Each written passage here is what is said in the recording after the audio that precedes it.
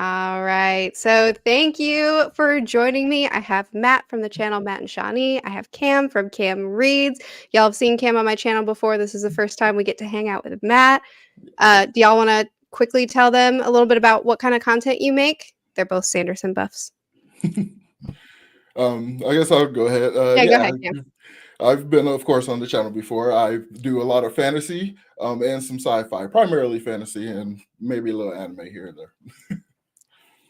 Yep. My name is Matt. I'm one half of Matt and Shawnee. We are both big fantasy people, big Sanderson people. I'm trying to broaden my horizons a little bit to read not fantasy specifically or exclusively. And I'm trying to get Shawnee to come more into fantasy because she is a literature English major person. Yeah. And so, yeah, we have our Sanderson shelf promptly on the top of our bookshelf. Big Sanderson. Y'all have a good dynamic. I like seeing Matt. You did one video where you tried like way outside of your box, and it was like miss. Yep. Only one of those videos. Actually, in I guess I'll go ahead and plug it in. Our next video is going to be the last video of the year wrap up video, top 5. One of those books was on that list. I know which one it is because there was only one book you liked in that video. So yeah. I went for 4. Well, actually, I started for 5, and then in the middle of it, I cut one of them because I didn't have enough time, and then I DNF'd the last one that I tried. So I was like, I can't take it anymore. I need a fantasy book. Yeah, you were like, I'm gonna read Sanderson instead. I want to read Yumi. Yep. Oh yeah. That was right around when Yumi was about to come out. Yep. And Cam has a million Sanderson videos. Pretty much every time Sanderson posts, Cam's like, we're gonna have like 5 videos on this. Like, we're gonna go. Pretty much. And you read Abercrombie and other. Sorry, go ahead, Cam. Yeah, of course. Totally major Sanderson fan. Like most of my stuff, yeah, of course, as Murphy said, will be about 5 videos, per subject. But of course, I'm trying to get into some more grim dark stuff. I've been getting into Abercrombie and some of the other, subgenres like Flintlock fantasy and stuff like that. So I'm trying to branch my horizons out a bit too. But of course, I am primarily a huge Sanderson fan. Entire reason for my channel. Yes. So both Matt and Cam's channels will be linked in the description. Please do check them out if you don't already follow them.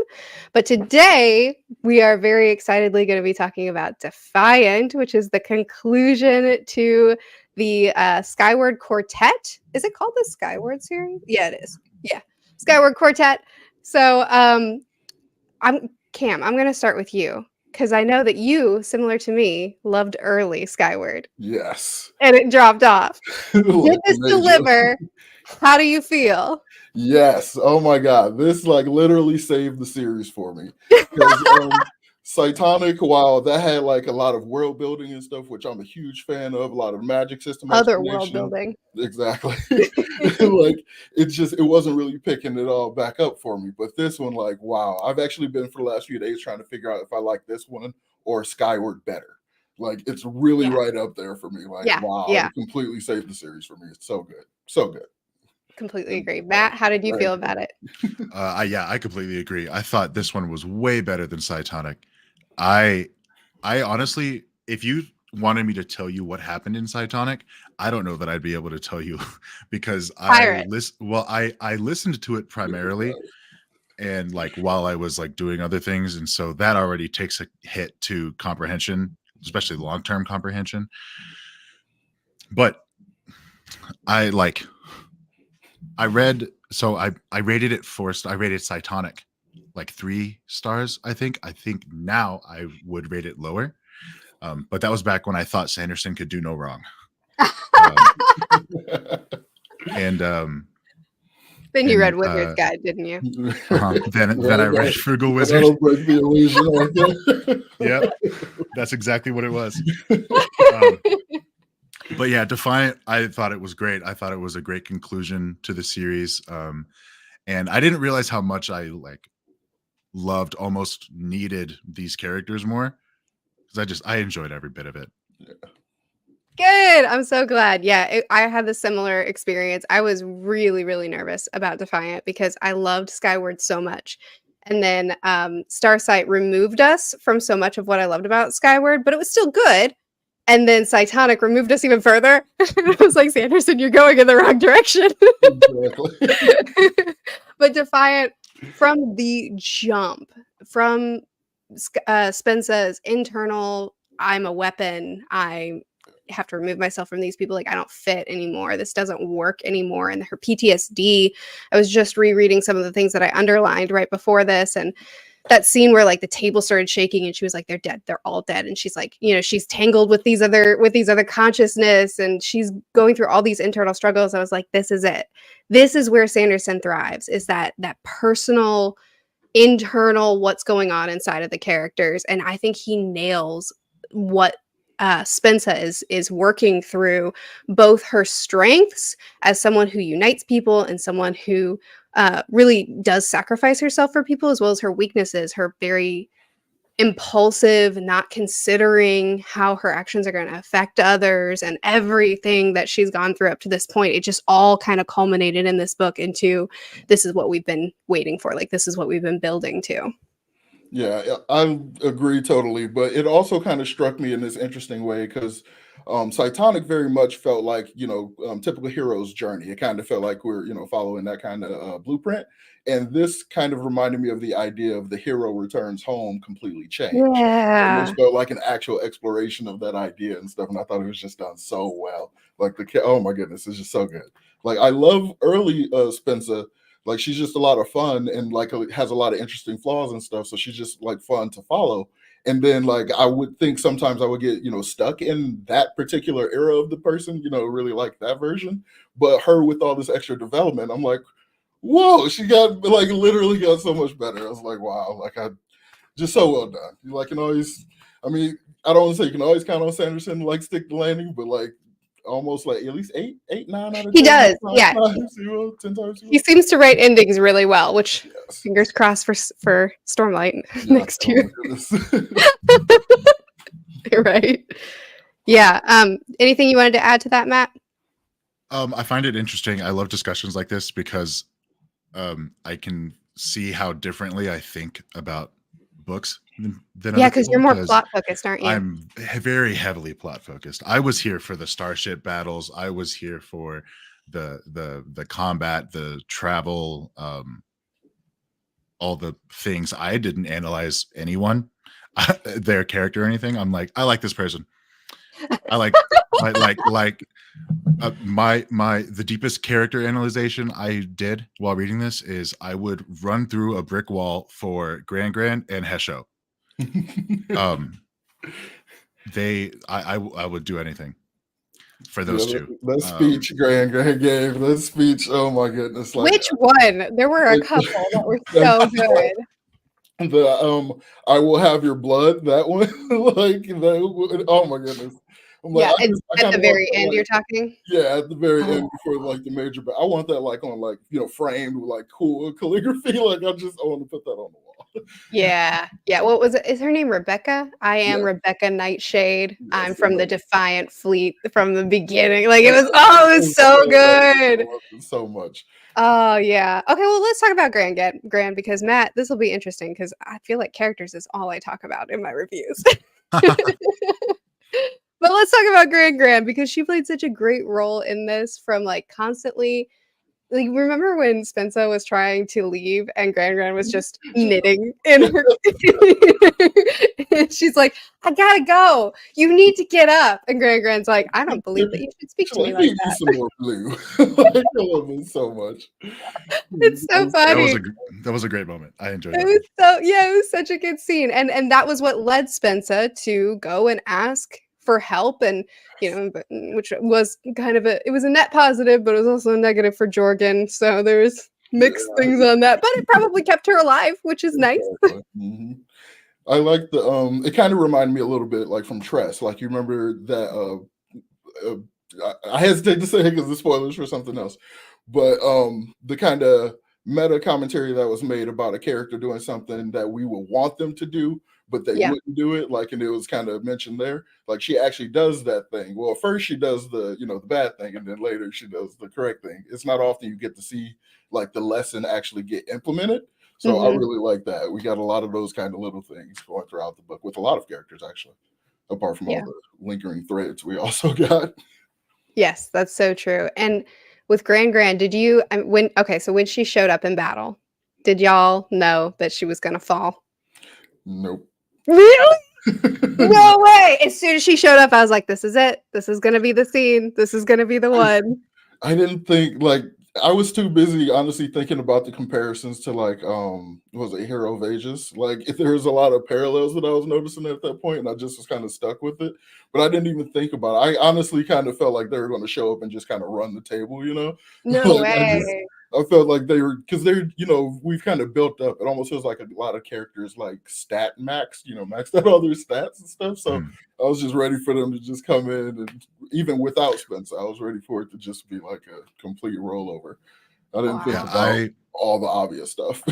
yeah, I fully expected Gran to, when the battle's over, to like stand on like Winsick's head, like 1 foot like perched on his head, victorious, and like And like actually get to she kind would of be have the one of the crown or yeah, whatever. she would be the subject of a new version of those stories that she's always telling and stuff. Yeah. Like that would be Right. And really cool. then I took notes like chapter by chapter because I've struggled with comprehension and I wanted to remember this. And I remember the moment when the Defiant fell, like writing down like, oh, Gran died, and I put it in quotes. And so then in the next chapter, when Spencer's like, she's gone, she's really gone, and I'm like, oh wait, maybe she actually did die. Yeah, well, Spencer would know, eh? Like, she's Yeah. tapping into other people's consciousness and feelings, and that's yeah, that was so as far as okay, so I knew Gran was gonna die because the consequences of war and the weight of war was a theme from the very top of this book down to the bottom. So I knew we had to lose someone important, and when Gran showed up, I was like, "There she is. That's the one." But Matt, when the Defiant fell, I too was like, "Okay, just not yet," because Sanderson has trained me. He's Yeah. trained me not to Yeah. believe these things. Oh, I yes. had- He loves I- some resurrection trope. I related it to a certain character in Stormlight. When the character in Stormlight died, I was like, I had a feeling they're not actually dead, and I was Yeah. right. Same. And so I've been conditioned to know that Sanderson's Totally. characters don't die. Totally. I was about to start listing off books, and then I was like, "You know what? You don't need to do that because this is just about Defiant." But yeah, there have been several where it's like, "And there's the big death scene." Oh, nope, nope, nope. Oh, okay. Like, we've done it a couple times in this series alone. I think So also I was kind of a little trained by like Cytonic because like there was basically no stakes in that book. oh, that's so So I'm like, true. I guess this is going to be one of those where we don't really kill a whole lot of people. So like, I really wasn't expecting like a main, like an emotional main character. I mean, Skyward, we lost a few people, so it's not Yeah. like he hasn't already killed important people in the series up to this point. But anyway, I knew so early on in the series, Spencer, not series, book, Spencer is like talking about she's basically rethinking what the glory of battle actually is and rethinking this drive for being one of the heroes of the stories and being the one to take down all the ships. And all of a sudden because she can connect with the enemy's minds and because she sees all the civilians that are dying, all of a sudden war isn't so glorious. It's actually traumatic and terrible, and innocents die, even if it's a war that is impossible to avoid. Like, even if it's a situation where it's like, if I stop fighting, they're still coming. It does, like, innocents still die, and so she's dealing with the weight of that. But at the same time, like, they still have to defend their people. So anyway, it was just I figured because of how much weight she's feeling and how much war doesn't feel glorious anymore, she would have to personally feel that. But it still hurt. Like, I still cried. It didn't hit me that hard enough to cry. Well, it's not hard to make me cry. I cried when Kimlin was like, I'm here. I'm here. I'm here. Honestly, the last roll call, like when she said, I'm here, that almost got me. It was like, because just the number of times she had said it up to that point, I'm like, oh my I'm God. gonna start crying right now. Yeah, that one came close, and then I think where I got closest to crying is when Hesho's talking with Spencer, and he's like, Do you know what's one thing that an emperor's always wanted? And Spence is like, a good rat sandwich, and he says, friends. And I was like, oh my god, I want to be your friend. Can I be your friend? Right. I like So sweet. I came pretty close at that moment. of all the like kind of fake deaths and resurrection kind of tropes. Like I think Brandon Hughes has showed pretty well in terms of like he was gone and then suddenly he's back, but at least he wasn't just put in the background. I mean, entirely into the background. So he still was, actually got a little bit of development after his, resurrection. So I thought that was cool too. Yeah, definitely. I think too, the friendships, at least I guess I should only speak for myself. I really missed the amazing crew dynamics in book 1. I missed those in 2 and 3. We still had Imbot, we still had Doomslug, but we missed everybody else. And he, I think, delivered in this book, even though it wasn't a massive, huge focus in the book. In the beginning and the end, they were there and their presence had an effect, right? Yeah. That's one of my favorite things that Sanderson does is crews, found families, whatever you want to call it. Like Bridge 4, is top of my list forever. Absolutely. Probably. I don't know. And then this crew is like, I haven't read anything that matches it. I want to join those crews. If I don't try to paint it myself, I'll probably try to commission a fan art piece of when they were cleaning the ships. Like that scene just like lends itself to such a great group photo kind of thing. Like I love that entire dynamic. And then it was just going so perfect. And then of course what happens, they're getting captured. I'm like, of course it would. Like I feel like I should have seen that happen, like coming, but I didn't. You talking about when Spencer got captured? She got captured. When she goes to go, we lost Cam. Uh-oh. Well, while we're waiting for him to return, we can talk about that. Matt, as a plot guy, let's talk about that. So about that moment we were just talking about? Yeah, about her. I didn't see it coming either. You did? Yeah. Okay, so I didn't either. So she had just promised Jorgen, I'm done now. Like I'm gonna follow your commands. I'm not gonna do it. And then she gets captured, and then she's just a prisoner for a super long time, treated terribly. Yeah, that was a big twist. I'm back. Sorry about back. You're good. We're jumping off of what you laid up for us. That was a really good basketball term. I totally did that. Nice. It was amazing.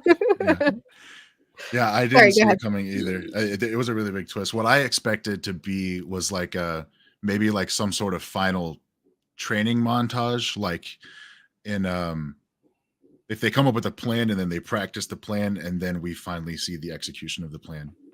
But then Spencer getting taken throws a wrench into everything. Mm-hmm. Yeah. And so I really expected like something to happen with the potential resurrection of the Mbot original ship. So I thought like she would just, pop it from there back over to the area and they would work on it and then maybe adapt those designs to like the rest of the fleet. I thought it was kind of setting something like that up. And then she gets captured. I'm like, it's such a perfect moment for that to happen. But to the point where I feel like I should have seen it coming, but totally didn't see it coming. Yeah, I think Sanderson handled that really, really well too, because you have Spencer going off under Jorgen's orders or above Jorgen's orders, and that really affected him. And I loved what he said. I wrote it down where he was like, he essentially told her, I will spend the rest of my life cleaning up your messes if I have to. Like, I will forever continue to hold on. Do you realize how it makes me look? Look, don't put me in a position where I have to discipline my friends or have no authority. We can be a team, or I can spend the rest of my life covering for you. So, like, first of all, oh my goodness, how much love does this guy have for Spencer? Yes. I wrote down that one too. I think this is like hands down like Sanderson's best relationship. Like I was going to say the same thing. Like 100%. like wow. Like I kind of like in Skyward, like I kind of saw it happening. It was kind of in a tropish kind of setup, so I didn't think much about it. And then we didn't get pretty much anything from it with Saitan. I mean, with Starsight, jeez. And then Saitonic, we kind of got a cool bit of development with it, with that kind of Star Wars esque like force Skype call they were doing, like back and forth with the Saitonic abilities. I thought that was really well done and like added to the development to the point where I was almost content there. So when we got what we got in this book, I thought it was just like the perfect culmination of it, just the greatest use of it. And we kind of get to see the dynamic like as it exists, not so much leading to the relationship, but we get to actually see the relationship play out. So like a lot of that just works so well. Yeah, I completely agree. And I think it also worked really well because their personal stories tangled together so much. Like his struggle was, I'm trying to be a leader to my friends, which is hard enough as it is. Plus I'm struggling through figuring out the right thing to do. Plus my girlfriend is undermining my authority and making me look terrible, but I'm also not going to betray her. Like I have to stand by her, right? So like that's all so tangled. And then same for Spensa, her problem is not considering him in the decisions that she makes, which directly affects him. And then her personal development goes alongside submitting under him and saying, okay, you know what? Fine. I'll take your leadership. Like I'll not continue to do whatever I want. But then she's taken away and she doesn't have a choice. And she's like, great, now he's gonna think I did it again. But the big thing is that they knew Spensa and they came after her anyway. They knew that she didn't do it to them. It was so well done. It was so good. It's so rare that I'll have like true visceral reactions apart from like heavily emotional moments. But the moment she got captured, like my stomach kind of dropped because I immediately had the thought, like, it's going to look like she ran off and like did exactly what she said she wasn't going to do. Like just the repercussions of that potentiality, like that hit me way harder than any other scene like that typically does in any other book. I was like, wow, this is well done. Exactly. Her capture then still played into their relationship dynamics and into everything that was going on. Like it was all so tangled together in the perfect way. Like it was done so well. Yeah. And her self-awareness, like also talking about Spencer's like character development, just her level of self-awareness when it comes to those things. Like I thought that's like it felt fresh and new. Like there's not often you get internal dialogue of directly addressing your own flaws and faults. So that was kind of really cool. I like that a lot. Yeah. He even successfully wrote a date scene. Like even their date scene was really cute. Her trying steak for the first time and I'm just in there and I'm trying to just imagine from that perspective too. Like having never had steak, like her thought that it's supposed to be like wood chips, basically, like just super tough. I'm like, I guess how would people think about like a medium rare steak, that just has no context for it. So I thought not tender enough. Yeah. and I love the detail that he puts about the Kitsen chefs, where Jorgen is explaining, he's like, the Kitsen were very adamant that this is the way it's supposed to be. Right, exactly. And so I'm just picturing little 15 centimeter tall rodent type people fox being gerbils. Actually, I love that that image.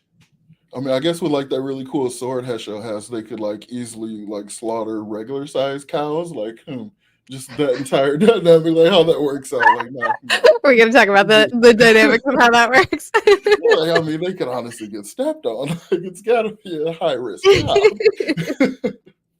Speaking of Spensa getting captured and all of that, Braid, did you like her as a sort of antagonist? No, you didn't like her, Matt? Really? Well, as a character, I think he did a great job of making me not like her. Oh, okay. So she's a great antagonist, and I wanted to rip my book to shreds when she was on the page, just because like it's like if anybody's read A Song of Ice and Fire, it's like almost a Joffrey effect, where I cannot stand you. You make my blood boil. And so that being said, I kind of wish that the ending was a little more brutal, but it is YA. And he's doing a spinoff, so I think he wanted to keep her so he could. I think she's getting a redemption arc personally. Really? You think she survived the vaporizing of the cockpit? I thought so. Do you not think so? I don't think so. I don't think so. Okay, I lied. I I mean, don't think that either. I would have liked it to have been more brutal, but like instead of it being like kind of a revenge like takedown of the villain, it felt more like a character culmination kind of takedown, like her accepting the help from everyone and everything. Like it kind of leaned more into that, and like her basically rejecting the idea of the duel and everything. So it just kind of played more into that. But just as an antagonist, I agree. Like I couldn't stand her, very much the Joffrey effect. But just as a character, I love her so much more than the other guy whose name I can't remember, the crab guy. Oh yeah, but Like I think gosh, she It was works Winsick. so Winsick. I think she works Yeah. so much better as like an ultimate big bad than he was. Like Well, I think that was the point though, right? Because she was the one that was basically just using him as a figurehead until until she wanted to kill him in Spensa's body and frame Spensa for it. It was that big thing. But I for one didn't pick up on that. I didn't thought either. that Yeah, I didn't Winsick see it was coming. like the mastermind and Braid was the muscle. Yeah. And like I honestly agree, was yeah. kind of like I was in a similar like kind of diluted space as Spencer a little bit. Like I very much felt the same, like there's something else here, there's something else here. So I'm in my head thinking, you know, similar to how you said Murphy redemption arc. I thought she was gonna, you know, drop everything, join the humans, or like at least try to, you know, come around, you know, join with Spencer just as Cytonics, like kind of thing. I didn't, you know, see her just fully so completely committing to being the heel. Like I Yeah. didn't see that at all. So same. I was so deceived by her when she first captured Spensa, and I think it was I read this a couple weeks ago, so you can correct me about the order of things. I think Spensa was captured, imprisoned, and drugged for a little while. Then they had their fight, or did they have the when Braid was trying to get the first information out one? of her? Yeah. She was captured and drugged, and then she kind of let her out, and then they had their Okay, cool. That's what I thought. So I guess it doesn't matter. So the point is that when Spensa was having this internal dialogue about like, oh, maybe Braid, she seems really sincere when she's saying these things, and she came off as sympathetic, and it's like, okay, you're just caught up in the system and you're just confused. And I was like, we're gonna rescue her. She's not the big bad, right? Yeah. She's just working for him. There's this backstory we're gonna get. And then she takes a freaking, what was it, like a sledgehammer to the guy or something? A crowbar, I think. A crowbar? It came like out of nowhere too. I'm like, Gosh. Yes, I'm pretty sure I had to stop and reread that a couple times. Just like, I'm wait, saying. what just happened? like, Yes, when he's like out of his little suit thing and he's like yes, like, suffocating. oh my goodness, like that imagery is like, oh my god. I know. And you know what? I'm really stupid because even then, even after she impersonated Spensa and continued to have her captured and drugged and all these things, I'm still like, she'll get redemption though. Like, Yeah, same. Like she set up this great little piece of propaganda, and then it's even a situation where Spencer like actually does finish him off because she doesn't want her to do it. Like if she's going to be framed, she might as well do it. That kind of thing. Like so, even doing that, like I'm like, no, she could still just throw it all out the way and just. No, because I'm like, he's a baddie anyway. It doesn't matter. It was when she started killing off slugs indiscriminately. Yeah. When she was like, oh, there's another Yeah. signal sent out, kill 5 slugs at random. And then Spencer could feel them burning. I was like, okay, Like, nope. Yep. Nope. Like, Done. Okay. Like to me, that was the most egregious thing she did. Yeah, 100%. Totally agree.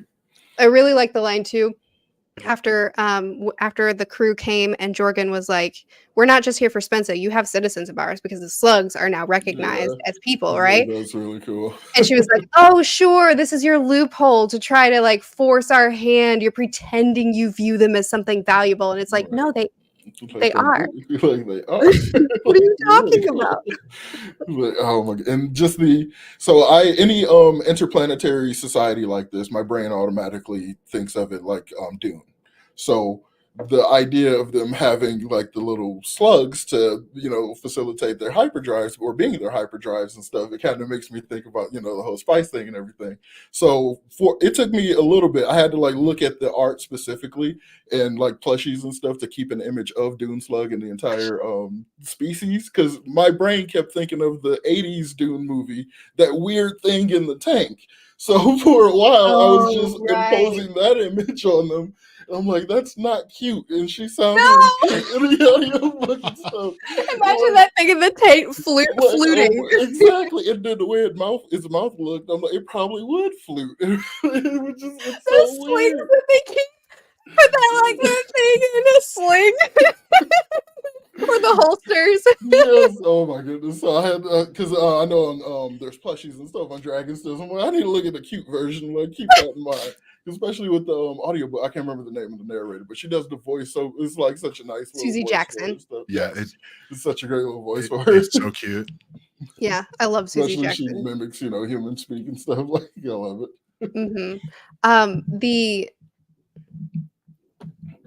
I forgot what I was gonna say. You talk, Matt. One thing that I keep, like, whenever I read a Sanderson book, this is a tie-in to how much I've seen your content, Murphy. This is a very hard left turn. Every time he uses the word undulate, I think of you. and I think he does it to spite you, honestly. I think he's writing it and he's like, oh, Murphy's gonna love this. So this is the thing though, Matt. He didn't use it in this book until part 3. It was completely void of all undulants until the freaking worms showed up. That felt like such a left turn, just like a pull out of nowhere. He did it just for the undulates. Like it has to be. Like, He don't even matter for the book. it's so completely out of nowhere. He's got to get at least one in. Yep. I counted 3 Oh my in the whole book. Yeah, the whole creature, the whole idea in his back pocket just for that. Yeah, that's gotta be it. It's just some elaborate troll or something. I was even celebrating. I was like, maybe my complaining has gotten me somewhere in life. And then I was like, undulate. Yeah, once that first one came, he started to let him fly. Oh. Oh, that's hilarious. Oh my gosh. He actually did an interview recently. I'll send it to y'all after this, where he called me out and he was like, Murphy, she loves the word undulate. I put him in the book just for her. That's awesome. I feel like that's admission. Because ironically, because I do a lot of just really random like academic type research, and I was researching the idea of like space whales or whatever, any type of biological life that could exist in a vacuum. So I thought it was just really random that like now we got these almost Dune-esque worms like just hanging out in space, and then the whole first duel, the little play duel between Spencer and I don't know, I can't remember her name. Braid, yes. And like them flying through the mouth and going out the back end. I'm like, okay, this doesn't create a great visual. Like it does not. Yeah, I was picturing well, that's super abstract. Never mind. But that is funny, Matt, that you bring it up, because the thing that I was gonna say and then flew out of my brain, I was gonna talk about the space worms because Cam brought up Dune and I was like, the worms, and then you brought them up in a roundabout way. Full circle. You gotta love it. Mbot did not play a big enough role in this book. That's gonna be my complaint. I mean, he was present. I love when he first showed up and he was like, I'm haunting you. Boo. Yeah. And his presence was lovely always. And I physically read this one, but Susie Jackson, I love her voice for Mbot. But so good. he wasn't around enough. Like even he Spencer really was wasn't. building his body, and I was like, this is it. She's gonna be in battle with Mbot. And it was just I missed him. Yeah. I will say that whenever he like leaves, I guess. He's like in the realm with the Delvers in the nowhere. Mm-hmm. And after he's established he's a ghost and he's haunting Spencer, he goes, something's weird is happening. The Delvers can see me. I gotta go. Just haunt yourself for a little bit. Bye. And there's like all those kind of little moments though, like they're cool and stuff, and I like them as like little character pieces and stuff. But they kind of left me with questions that I feel like we don't get. Like we get the kind of one decent scene in Mbot's perspective, but I would have liked to have seen more from his perspective, what the nowhere is like and stuff from a Delver's perspective. Like, because I'm curious, like the entire idea of the Delvers. It took me like almost an embarrassingly long time, like through Cytonic, before my brain had to like click and like, oh, I'm thinking of this as just sci-fi. This is sci-fantasy. I need to allow for some true fantasy elements into it, because the explanations we were getting for Cytonic abilities and just the way in which Nowhere and stuff was like being talked about, I'm like, this is not feeling like a good enough explanation for me. I feel like Titanic felt very sci-fantasy, especially.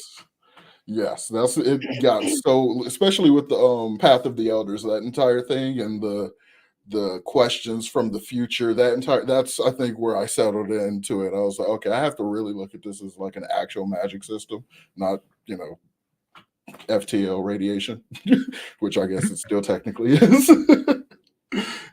Yes. Matt, you brought up, is it Hisho? Is that how you say his name? I say Hesho. Yeah. I'm pretty sure that's Hesho? how it's pronounced in the audiobook. Okay. Yeah. So Hesho, I think he had some really good scenes in this one as well, with the bond that he and Spencer had together, and him kind of talking about the family that he left behind and the life that they got to have after his sacrifice, and then everything that she reinstilled family and hope and relationships for him, which I think was a really essential piece of her character as well, showing that how she can be very bullheaded and she can be very selfish, but she can also be very considerate and giving as well. Mm-hmm. Did you want to? This is for you, Matt, because you said you love him. I do. I love him so much. The problem is I don't think about characters the same way that you guys do. I know. I'm sorry. I think, I just love. What do I love about Hesho? Everything. He's cute. He's described really cute. He's cute, but he's so he's such a warrior and could kick your tail so easily, but he's still cute. He's like, I haven't actually explored this. Like, why do I love Hesho? I need to put this down in words so I just know myself better. That's okay. Okay. Oh, sorry. Go ahead. One thing that I will continually remember about Hesho is he confirmed that Kitsen ninjas exist. That was a very small detail. I don't know if y'all caught that. But in my notes at the top of the page, I put Kitsen ninjas confirmed. And so I hope that they make the spin-offs, because I would love to see a ninja Kitsen warrior. Yeah, do you think I'd love to they're gonna focus on? I hope at least like one or two of them, like we just do nothing but spend time with the kids, and I would love to hang out in their society for a little bit, because it's just kind of fascinating, because a lot of it is clearly analogous to Earth history and stuff, but I want to see where it greatly differs and stuff, and like how much fun that could be. Because like the scene where he saves Spencer when she's trying to get out of the room that Braid left her in, like just him with my brain is also like throwing I guess like a throwable lightsaber kind of image. So the idea of like a katana with the blade continues with the arc crescent of energy. Like that scene is so cool. Just the idea of those types of weapons kind of implies that they clearly deal with a lot of stuff that's well above their scale. So that again is why I would like to know a lot more about what goes on with them and their society and stuff. Yeah, that would be really cool. I would definitely be down for some Kitsen side quest stuff. I mean, clearly we want to get some side quest stuff. What did y'all think about the lingering threads, like the original Earth and that kind of stuff? Yeah, and Dad. We hardly learned anything about Dad. Exactly. I thought we were gonna get a whole backstory in this book, and it's like, yeah, we can't really talk about him. Yeah, there's still a lot. So as far as spinoffs go, I just kind of assumed that we were going to be following our flight again, but maybe not with Spencer as the main character. I think what I'm hoping for, my realistic expectation or hopes, I don't actually think that we'll get a Kitsen spinoff, which makes me sad. But I expect it to be like a Flight sans Spencer exploring, or maybe with Spencer exploring for Earth and finding something else. Or they could find Earth and find it What if it was like perfectly fine? What if Earth was perfectly fine? It I just think it hyper jumped is. somewhere. I think it is. I think that's exactly what happened, to be honest. I honestly expected it to be like a communications hub or something used by the superiority. I expected them to have completely commandeered it as a final FU to humanity. So when we get to the to the observation, Evershore? yeah, I think to Eversong. Well, I think Evershore? Eversong. Yeah, no, the just the place that they were looking for that had all the slugs. Oh, right. Yeah. I It's expected called that Even to Song. even song. There you go. I expected it to be Earth, like especially when they earlier on, we get to the site of Earth and the moon is just now orbiting the sun. It's also like, why not take the moon? But whatever. Yeah. There's a lot. You're right. There's a lot still left over. And it's so funny because that was my one, and I felt, you guys can tell me if you felt the same way, but finishing Defiant, I was like, that was such a satisfying story, but at the same time I feel similar to the Lost Metal where I'm like, okay, this ended, but it didn't it didn't Yeah, end. it didn't feel like a complete Mhm. ending. Yeah, Yeah. Yeah, because there was Yeah. so much lore that was left. Like, we'll deal with that later. yeah. That's And I why I don't can know. see. That's why I can see like a total sequel series or like just sequel like novellas. Like I could see one focusing on finding Earth, and then one just dealing with that ancient Delver like entity thing, and then probably one actually explaining the figments and like how that ties to anything, like all of that kind of stuff. I can see I'd be those down being for that. solos where like the flight splits up or somehow it all becoming like the same issue, and that being like the sequel series. I can I'd see be down something for like that. that. Did y'all like the novellas? I didn't read them. I haven't read them either.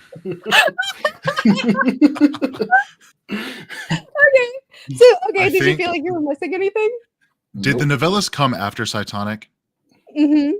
That's Yeah, why. he wrote Oh, he okay. wrote That's what Titanic Yeah. and then realized in order to make everything work for Defiant, I need more. So I he think probably what happened in my brain was Cytonic was kind of a disappointment. If this isn't a direct follow-up, I probably will just avoid it for now. fair And then I enough. started to read other stuff. But now I want to. I just need a break from space. Yeah. Um, space stuff. Yeah. so I will read the novellas. I just haven't yet. Yeah, Yeah. No, that's I fair. probably will go back and read them because, like, I don't know if I started to read one of them or not, but I have. I think probably in Starsight, maybe it was wherever it was because I read it like a bit ago. Starsight and Skyward, so I have just this vague memory of like a hint that Jurgen was Cytonic. So I felt like that was an obvious development between books. So when we get as much of it as we do, and then they start mentioning the things that were, I assume, were stuff from the novellas, I was just like, okay, I felt completely caught up. Like it didn't like Hmm. leave any gaps or anything for me. I will say I think he did a good enough job that I can understand how it would work because even as far as the relationships that are built among the crew members outside, like while Spencer's gone, that's Mhm. all developed in the novellas. So I guess for y'all, it was just like, oh, we've been absent. Now we're back, and we're just as confused as Spencer about how much has Yeah. changed. Right. I didn't feel like I missed out on anything. Like I felt plenty caught up. Well, good. I mean, that's Yeah. the The best case only scenario. the only thing I sort of felt like slightly left out on just was when they made it clear that detritus was orbiting another planet. Like I Yeah. didn't know when we got to hyper jumping the planet. I was like, oh, okay, that's a thing. And like so I just kind of rode with it though. But yeah, I'll probably read them specifically looking for that development. Yeah, I would be down if we ended up just making it a collection of novellas going in different adventures, following different perspectives. I think that would be a really cool way to continue the series in a casual way. Because the way Brandon talked about it, it sounded like his plan was a casual spinoff, not like, okay, we're launching into a whole new series now. Yeah. This is going to be taking some of my time and focus. Yeah. I wonder if So they'll revisit it during the Stormlight break. I think he actually was planning on working with like other authors again, like he did with the novellas, and maybe not fully writing them himself. Maybe that'll be practice for introducing new writers into the Cosmere, like you talked about. Hmm. Yeah. Well, the novellas weren't written by him; they were written Oh by other yeah, authors. that's Yeah. already practice too. So yeah. Yeah. So the ending. Let's talk about the final sequence, the final fight scene with everybody coming together, jumping POVs, all that kind of like crazy action. How did y'all feel about that? I thought it was a great Sanderlanche. Like it was like worthy of like Rhythm of War, Oathbringer. Like it was Words of Radiance or Oathbringer. It was like really well done. Like I dug it so much. Yeah, I loved it. I thought it was great. I kind of rolled if I'm being honest, I rolled my eyes at the roll call because it felt a little corny. Yeah. But I still love it at the same moment. Yeah, it's that kind of moment that's corny, but you allow it. Allow it, yeah. This was one of my mods on my Discord was like, no, this does not happen in battle. He was in the military. He's like, this is totally immersion breaking. Like he was like, absolutely not. I didn't even think about it. Like I read it. Yeah. Like, sorry, what? I think that oh, sorry, go ahead again. Oh no, I was just saying I didn't even think about it from that perspective. That's pretty interesting. Something I didn't think of until it was I can't remember who said it, but like Spencer coming around to realizing that she needs other people's help. I think I didn't think about this when I was reading it, but that moment is a great culmination of that. Mm-hmm. Like that roll call exemplifies we're all in this together. Yeah. That's really well put. That's really well put. And I think it was it's so hard because I want to liken it to other books. Exactly. I'm struggling with that myself. Yeah, because I want to tie this into one of the secret projects and how that ended, but I guess I just won't. It's like you expect the main character to be the hero of the story, especially someone like Spencer, who's like, that's her personality trait. That's her one personality trait. I'm the hero today. Yep. And so you expect her to like shake off this poison medicine, whatever. Yeah, I would have loved a little more explanation on that too. yeah, fair enough. Actually, yeah, we're so used to Brandon like hyper explaining everything. Yeah, really. It's funny that his sci-fi is almost the most fantastical in that way, where it's like magic. Exactly. Yeah, it just works. Ironic. Yeah, it just works exactly. Whereas usually Sanderson's like, so if you do this, then that causes this to change that. Totally. But yes, you expect her to just kind of figure out how to shake off this thing that's affecting her, to get an imbot. Somehow that got fixed, and she just goes. And instead, it was the team effort, which is thematically fits with exactly what her character journey has been, learning to trust other people and that found family coming through for her in the end, and it being a team effort, much like one of those secret projects. It's not what you would expect, and it's maybe not the most like, as a fantasy fan, the thing that you want for your ending, but it just worked for this book. It works so well because it's almost like driving you to expect that, because the story spins alike and just the way in which we use the hero's journey type tropes and stuff. So you're really expecting that, but then to get it to lean more into the character idea, that works so well. It's such a clean kind of ending while subverting an expectation. Like well done. But also, I really, really like the fight between Spencer and Bray when they were basically teleporting all over the place. I thought that was so cool. Like, oh no, that's a fight right there. That was awesome.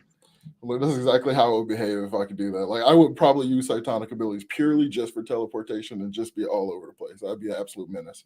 That was such a good use of that. You're right. I completely forgot about that, because I feel like that last like, what was it, like a quarter of the book, where once Gran arrived and everything following, I was like turning pages so fast that it's kind of like a blur to me now.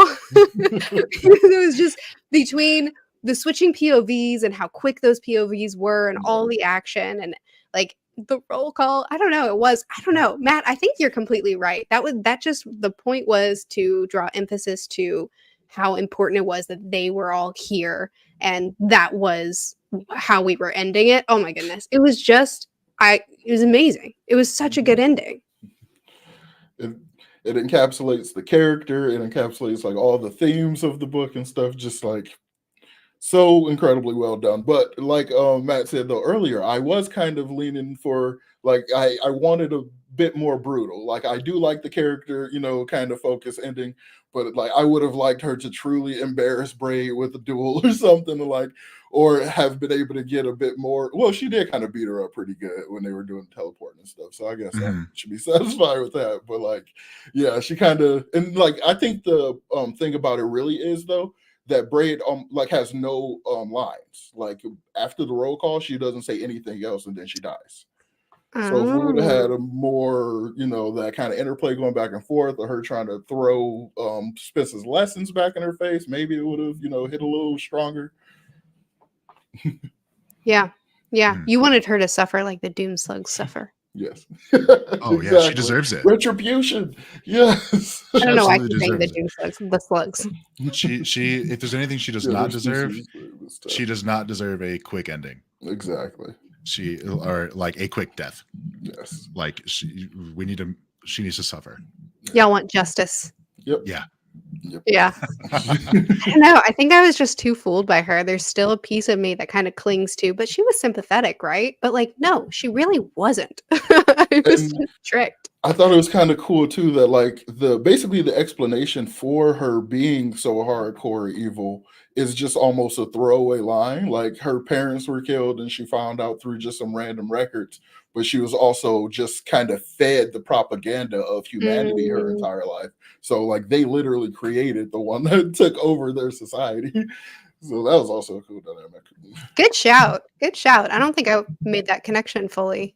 I mean, I remember the line that you're talking about, but I don't think I like fully processed that. Yeah, I thought that was one of the most interesting dynamics with it, because everybody was basically see any human basically shoot on sight and expecting so many like terrible things from them, and like most of all, obviously the Defiant crew, because they weren't even a part of the wars that humanity had been pushing, but to have like was that in Titanic the other human character who was a pet had grown up his entire life basically as a human pet, and like the different dynamic. Yeah, no, Max, some name started with an M. I don't know. But I think it may have been Cytonic, one of the crew there, because he's definitely not in Defiant. But there was another human character that was basically the polar opposite of Braid, having been raised in the superiority, basically looked down on because they're human and stuff. But it was definitely Cytonic, and their dynamic is just like way like nicer and cooler. Like, so I thought that was just kind of a lot of interesting commentary on what humanity as a species had become. Because in a lot of my hyper nerd stuff, like astrophysics stuff, research I do when people talk about aliens and stuff, I'm like, humanity is likely to be the aliens from the movies that we've seen. So more so than, the other way around. So it just kind of played into all those kind of ancient alien stuff. Cam, I think you would like the 3-Body Problem trilogy. It's been on my list. Like I definitely need to get into it. And then I see they're adapting it. I'm like, oh, well, I definitely need to get into it before I end up seeing spoilers or something. It's intense, but I think you would nerd out with it big time. So Defiant, is there anything else y'all wanted to talk about for this book? Not this book specifically, but I love that Sanderson makes up curse words. Scud. Yeah. Scud. There's storms. I was looking at some other ones. I can't remember, but like I want to start saying Scud. Like if I stub my toe, I can scream Scud. Yeah, it's a nice little bit of world building because if their world is going to be so different from ours, then it would make sense that they would also have different slang or swear words or things like that. I like that too. Yeah, that's some of my favorite stuff about fantasy. Like I unironically use storms like all the time at work. like all the time. That's awesome. Amazing. I use What the Cuss from Fantastic Mr. Fox. Nice. I like that. So Cam, you mentioned that 1 and 4 are kind of tied. I reckon 2 is probably next for you. No, actually, Cytonic. Purely because I just have such a magic system world building bias. So just the fact that we were getting explanations, even though it was just very much not what I was expecting, it was still satisfying to have those kind of answers. So I still enjoy that. Like Starsight is my last on the list, because apart from Spencer not really behaving like Spencer because of the undercover stuff, it didn't go as far as I would have liked it to. Like I would have liked it felt contained for us to be like in the superiority. I would have liked it to have just been far more sprawling. So my list is definitely Defiant. No, sorry, Skyward, Defiant, Cytonic, and Starsight. Matt?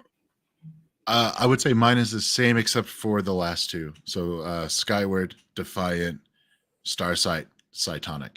Because in Skyward there are so many things that are so many mysteries that are discovered, or like stones looked under that we get answers. I don't know how to articulate this. There are so many oh my gosh moments that are answers, like Spence's dad. Yeah. We get answers about Spence's dad and how, like, what actually happened. Yeah, in Starsight. That's what I remember the most. Oh, that happened in Starsight? I think so. Am I wrong? Oh, if it happened in Starsight, I thought it happened towards the end of Skyward. Yeah, you're probably right. It's been too long. Yeah, I thought it was at the end of Skyward. If it was in Starsight, I might examine. No. You're right. It's Skyward. Keep your ranking. It's the same as mine. I think you're actually right. I think it was at the end of Skyward. Yeah. Like, so legitimately, I think you're right. I would have Skyward first, Defiant, Starsight, Cytonic. Yep, that's my ranking as well. I think I relate to Spencer so hard. It's been a bit of an identity crisis for me that the character that like teenage Murphy is the most like it than anyone that I've ever read was written by a middle-aged man. Like, I'm like, how do you know me? Like, but like, that was me working through my trauma, pushing everyone away, being like really guarded and all that. And Skyward, it's cemented that there she is. There's Murphy. So like, I have such a tie to it. And then Defiant, seeing Spencer grow and learn and be a more I don't know, softer version of that kind of person was just so satisfying to me. Yeah. And it's so funny because when I read Starsight, people were like, no, Starsight is objectively better than Skyward. Why do you like Skyward better?